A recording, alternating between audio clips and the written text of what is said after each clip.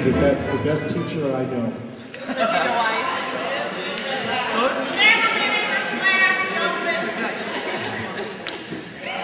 How is everyone this morning? It's a little bit cool outside, but that's nice, and it's a little bit early in the morning, but I think you'll enjoy what I'm going to talk about a little bit. My name's Viersen, and what I do for a living is I personally train people, but I nutritionally train people also. That means that I work with doctors, and when they have clients that have problems controlling their weight or their meal plan, even if they're not overweight, but they are, for instance, type 2 diabetic or something like that, they have special needs as far as food. Food is 75% of your life. If you eat correctly, your health will stay good forever. If you eat incorrectly, you develop degenerative diseases like osteoporosis, type 2 diabetes, which is incidentally a lifestyle disease, it's not a virus. You do not ever have to have type 2 diabetes. Cancer is very much a lifestyle disease also. Most of these things can be controlled with nutrition. Nutrition is the single most important thing that you're going to do in your life each and every day. That combined with supplementation, when I say that I mean vitamins and minerals, and workout. Now workout can be pretty much anything, so it's not always pumping iron. I like to pump iron, but that doesn't mean that that's not right for you. Something that you'll do on a consistent basis that makes you happy, that's the exercise that you need to take place with. We're going to go back in time a little bit, and I'm going to turn this around, and I'm going to tell you in advance that this picture was taken 5 years ago of me.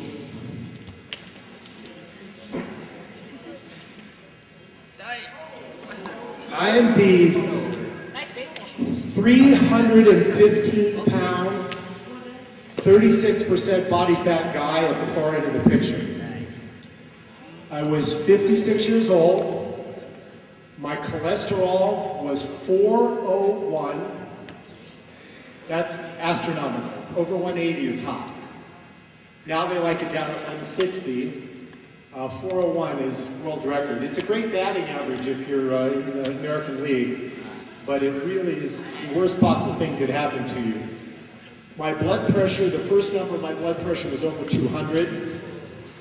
My PSA, which you're not old enough to even think about your PSA yet, but my PSA, which means my prostate, was 10.6. That means that my prostate was 8 times normal size, had been biopsied 3 or 4 different times, and was going to be removed as cancerous. All of these things were happening to me because I ate so poorly. Because I had at one time been in pretty good shape. In high school, I was an All-American basketball player. I went to the University of Southern California. I played the same years at Southern Cal that Kareem Abdul-Jabbar was at UCLA. So that if that fills you in, I'll be 61 next month. I had let myself go to that extent. I hated myself.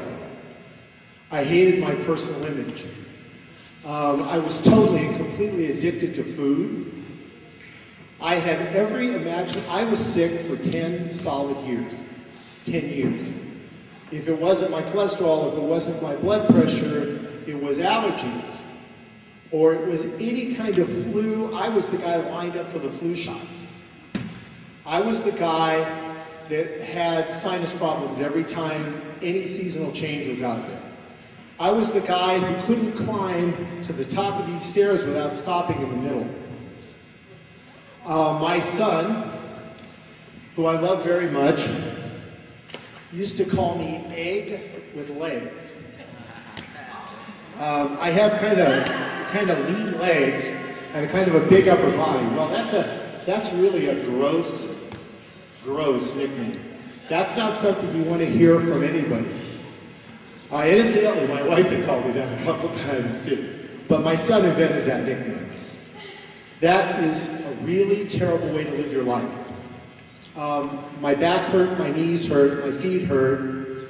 I couldn't run 2 blocks. I couldn't run 1 block, to be honest with you. Probably not 100 yards. I was incredibly unhappy. Let me tell you how I got to that. I used to,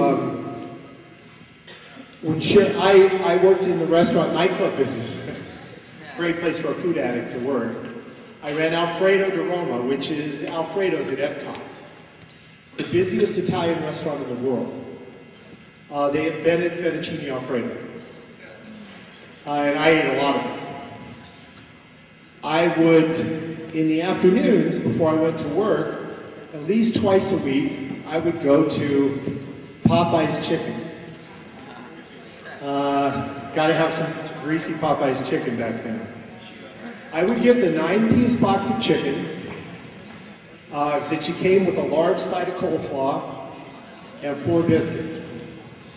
I would take, now you're getting ready for this. I would take the skin off the chicken.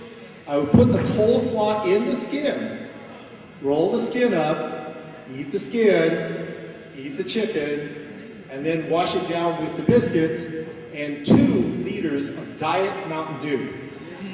Because for some reason I thought if I drank Diet Mountain Dew, that everything else was fine. Now I would never do this in the evening because Sherry would have been so upset with me, Miss Viersen, I'm sorry. In this conversation, she's Sherry.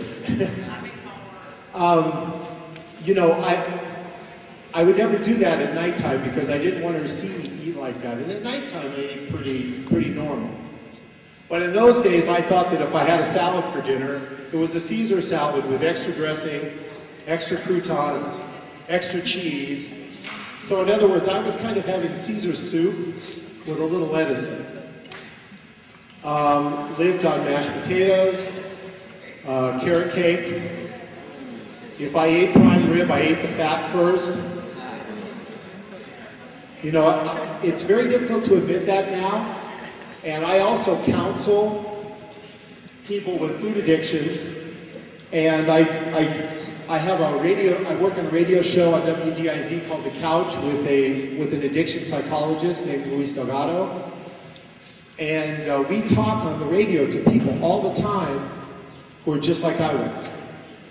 They're so unhappy with their life, they're so unhappy with their self that they...